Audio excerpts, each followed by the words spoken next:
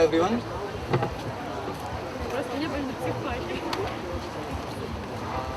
I must say this is a very interesting environment to give a talk.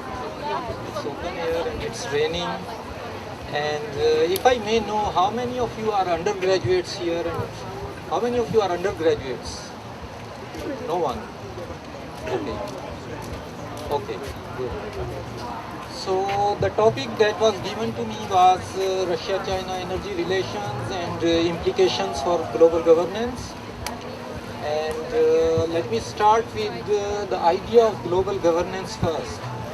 It's a kind of oxymoron because the way Russia and China relations are developing, it's basically contradicting the fundamental ideals of global governance, which means multilateralism, and since it's a bilateral relation and it often goes against the sensibilities of global governance, so it's kind of an oxymoron topic. Now let's start with how the idea of global governance came about. It was after the Cold War when there was the idea that there is the end of history, and the fundamental idea behind the end of history thesis was there is no ideological debate anymore in the world, and the world would be ruled by liberal ideals. And one of the liberal ideals is free trade.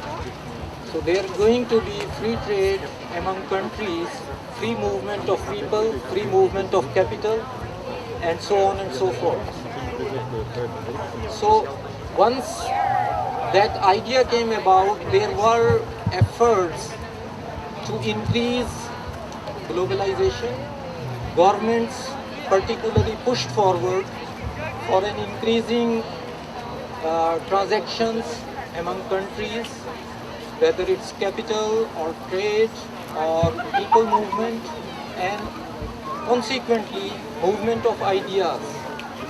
And thanks to the growing penetration of the internet, the flow of ideas has increased manifold over the last 2 decades. And now we are moving, first we used to hear the words international political economy, international governance. Now we have moved from international to global, which means there is no inter and national, but it's a global world. And we are as such not recognizing the absolute sovereignty of nations to regulate their own affairs. So once we recognize that nations are no more sovereign in regulating their own affairs, and there are certain global commons that we need to manage together, that means we need to come together as countries and kind of manage our affairs, regulatory affairs, in a sense where interests of all nations are protected. Now here comes an interesting debate between interests and ideas and values. So for last at least 6 decades, particularly after the World War II, the international relations landscape was characterized by probably the realist ideals where there was a balance of power, and balance of power means the US and Russia, they were fighting over spheres of influence. But after the end of the Cold War, there were no spheres of influence anymore. We were supposed to be living in a free moving world where people and capital and goods could move across borders. And in that sense, the idea was that Russia, the United States, India and China particularly would come together as big powers to manage global affairs. But when we entered in the 21st century, there were rising tensions because of the rising power of China. So the US particularly came with the idea of managing China, if not containing.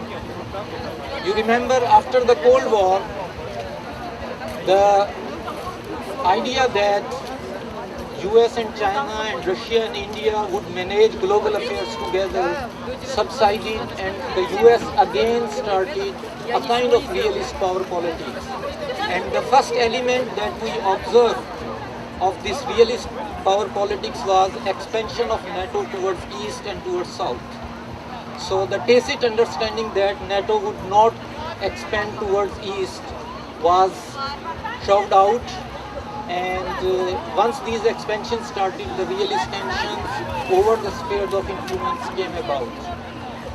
Now in this situation, we observe over last 2 decades growing relations between China and Russia.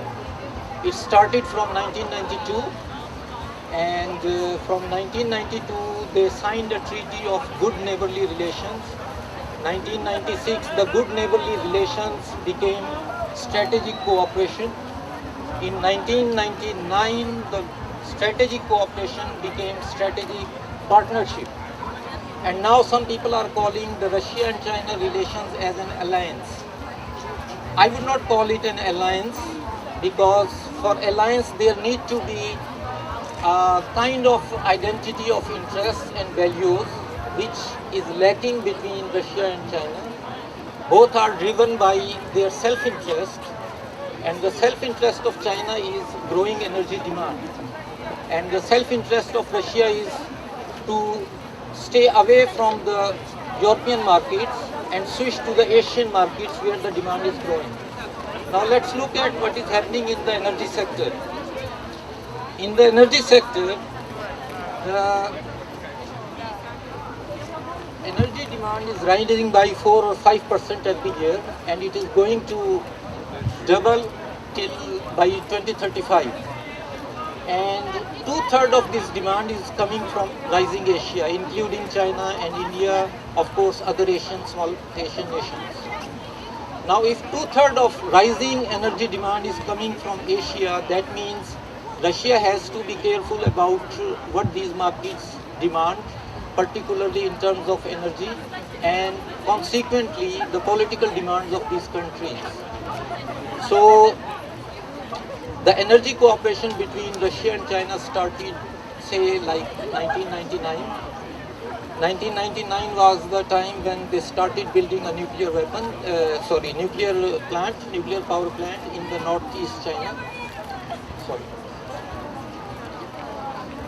And after that, in 2003, they signed an agreement to import oil. Chinese signed an agreement to import oil and gas.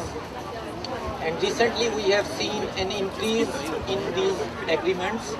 Overall, there are $400 billion agreements of gas exports from Russia to China, and roughly $270 billion of oil agreements altogether. And both these contracts are supposed to go in future till 2040 and 2050 even. So we are looking at a horizon of 30 to 40 years now. In this 30 to 40 year horizon, what can happen in terms of global governance when Russia and China come together? First we need to look at the white elephant in the room, which is the United States. So the United States approach towards China and Russia is that they need to be part of the global governance structure, which to the United States means China and Russia needs to play a responsible stakeholder role.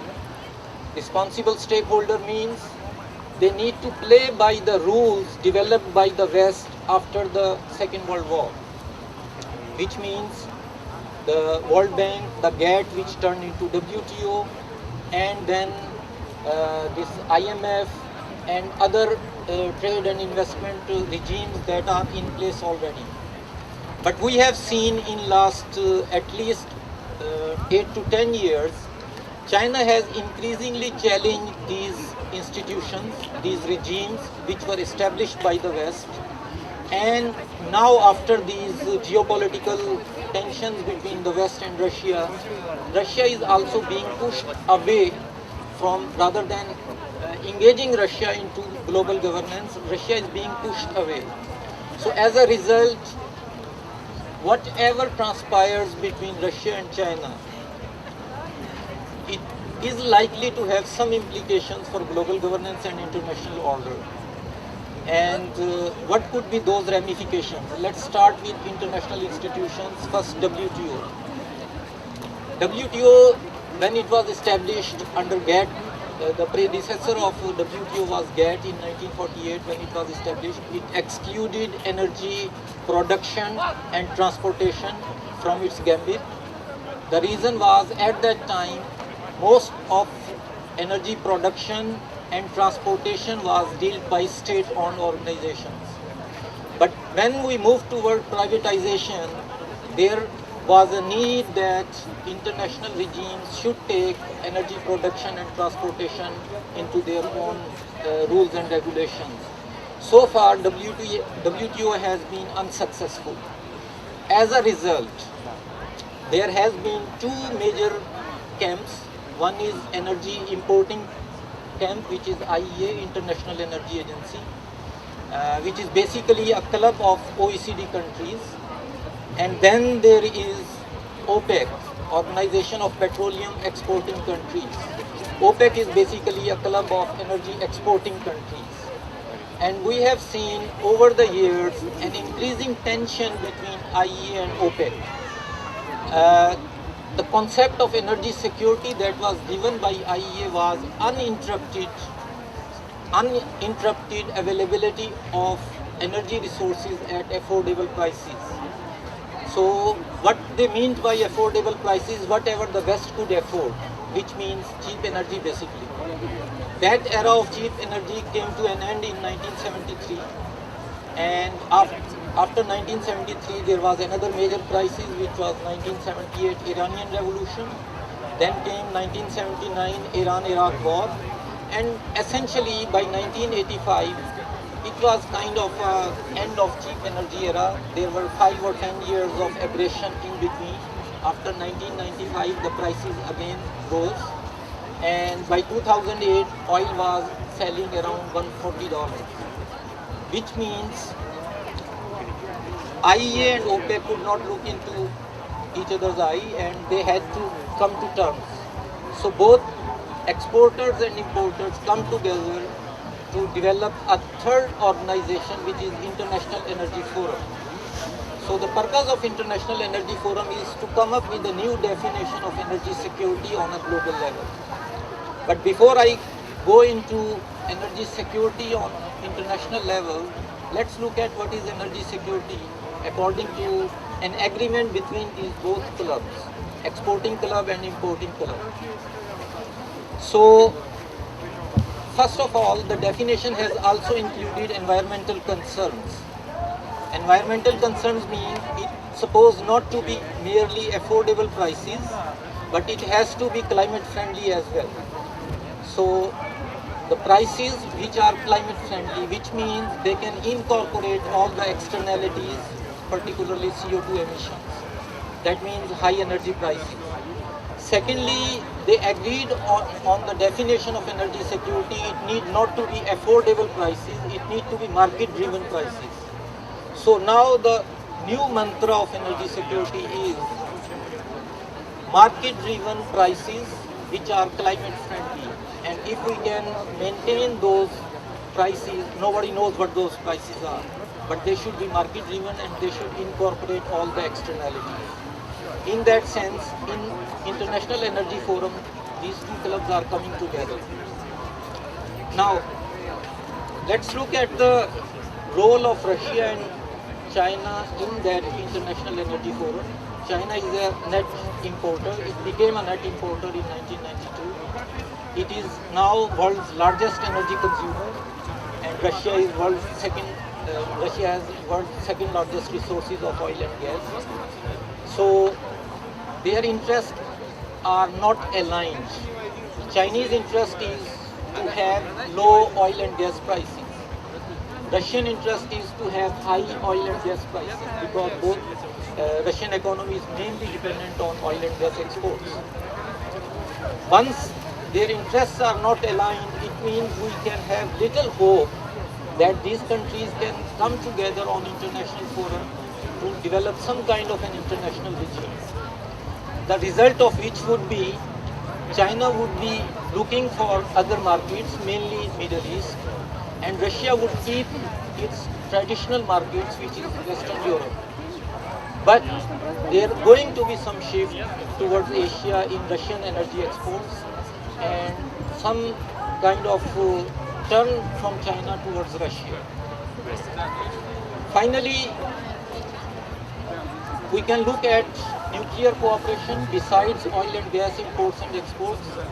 There has been cooperation traditionally since 1960s, but that cooperation was halted. It has rekindled in late 1990s, and right now they are planning to build nuclear plants in China. There are 40 nuclear plants in pipeline, and they have also an interest in building nuclear power plants in third countries by coming together and joining hands in terms of technological cooperation. So once this oil, gas and nuclear cooperation transpires, we do not see any international regime of energy cooperation or energy governance emerging.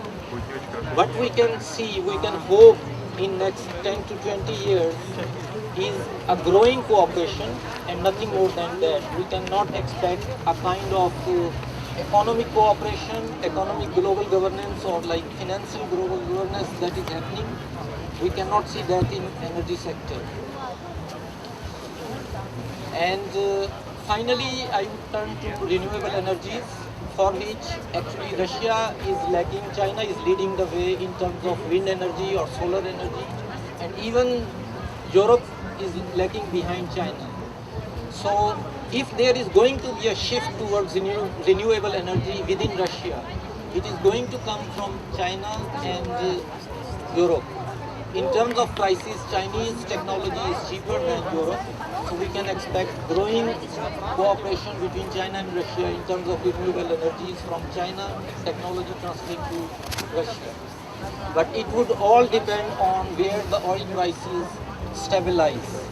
Right now, oil market is in crisis, and again, both OPEC and IEA have failed to stabilize oil prices.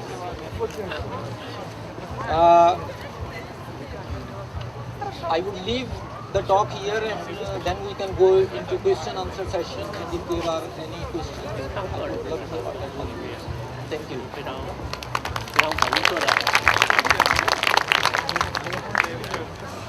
What are the chances that OPEC and Russia come to some sort of agreement to cut production or to increase prices?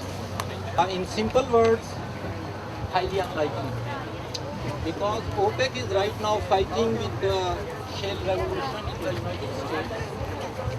Although they are paying a very high price, very, very high price, Saudi Arabia has gone into budget deficit first time in last almost 2 decades. First time. But the idea is that they need to drive out all the shale companies in the United States, and which we are observing, they are shutting down their production plants. Russia has approached actually to OPEC countries, but OPEC countries do not seem to be listening to Russia right now. And I personally do not see any time in the future where OPEC and Russia can join hands to raise prices unless